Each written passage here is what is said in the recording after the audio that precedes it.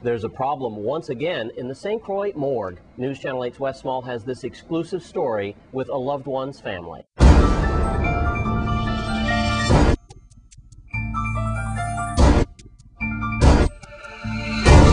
Thanks a lot, Jerome.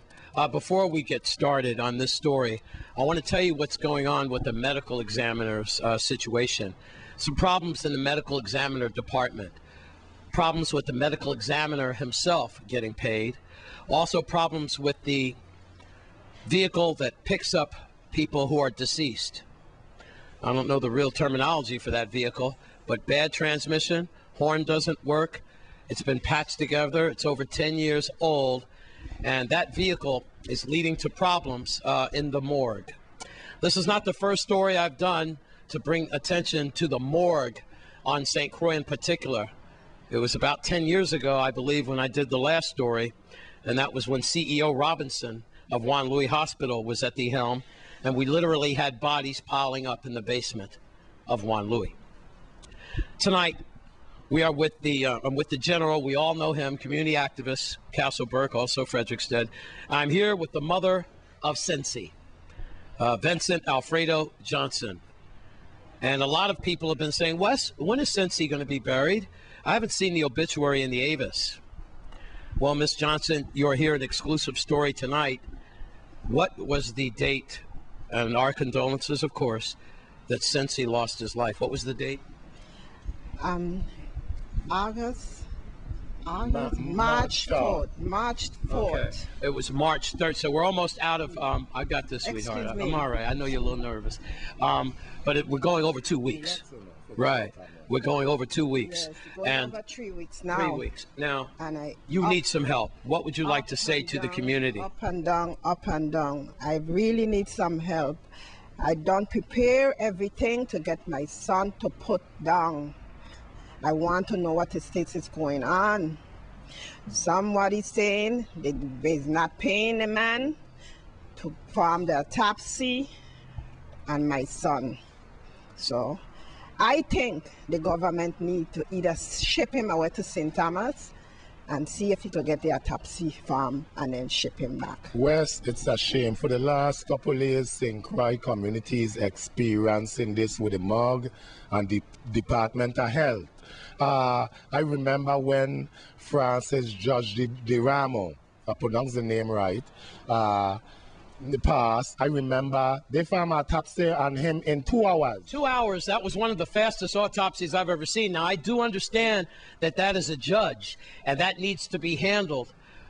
But we are human beings. There's a lot of people that we're just piling up here, and I don't understand how the autopsies are not being made. And these are homicides we're talking about. Suppose infectious diseases should come. We have cruise ship visitors. My question is this: if we are in an emergency situation, then say so. From the time my son get killed at the fort, the next day I was by James funeral home, me and my son, to get everything done. Okay? I ready to bury my son, and in no way I could get help from no one. Okay? Imagine. Could you imagine that? And right now, Any senators? no senators. The government house? No way. No, their family don't bury, they don't get autopsy in 3 days and 2 days, And I don't think this is right. It's wrong. This is not right at all. How do you feel about the fact that a judge who has lost his life is autopsied within 2 or 3 hours, but your son can't get one? In 3 weeks. In 3 weeks.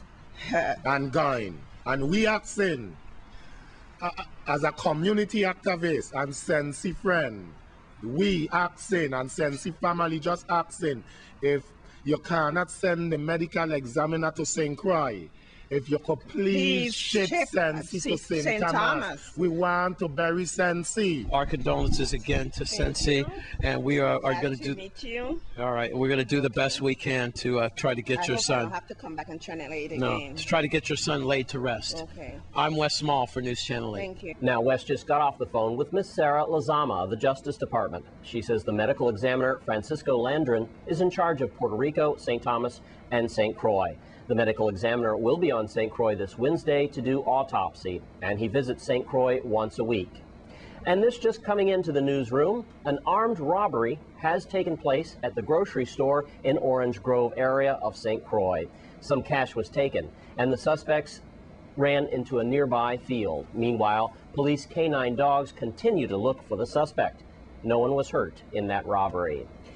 Well, St. Croix's Point Udall is the most eastern point of the United States. The famous landmark was named after former Interior Secretary Stewart Udall. Stewart Udall passed away over the weekend at his family's home in New Mexico.